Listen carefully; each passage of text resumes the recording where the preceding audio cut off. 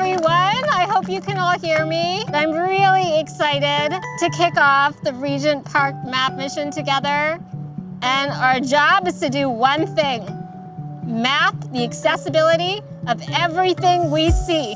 So today we are here in Regent Park on a map mission. So we're looking at the accessibility of stores, we're looking at the parks and the community centers, and really anything that we come across. And we're asking questions about how accessible are these spaces for people of all different types of abilities.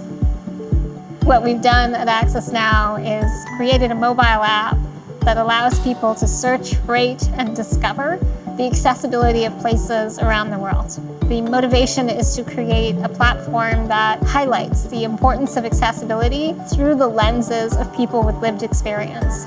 So really what we're trying to do is just create transparency and make it easier for people to just live their lives.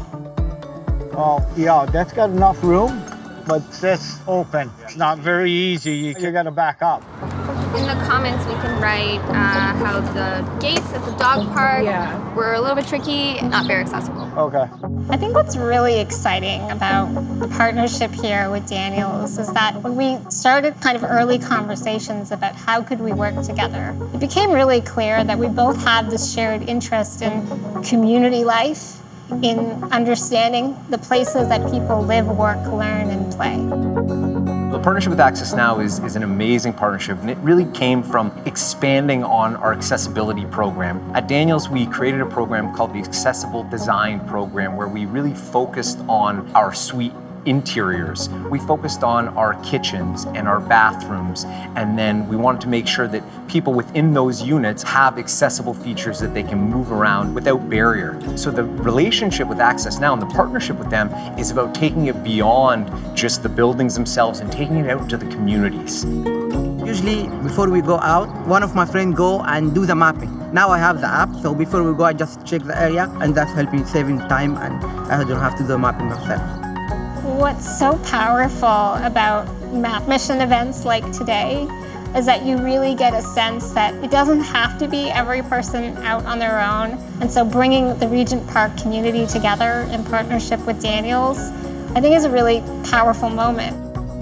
Okay, so I'm marking down that the park overall is accessible. We've seen a bunch of ramps that help ease of access even into the grassy area and everything like that.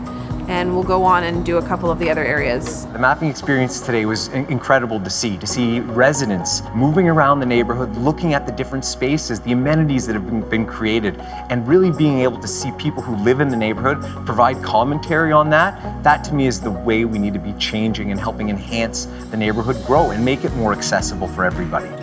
If we consider the power of every single instance in which someone shared an experience related to the accessibility in their own community, and we combine all of those instances, we can start to understand how people interact with their communities.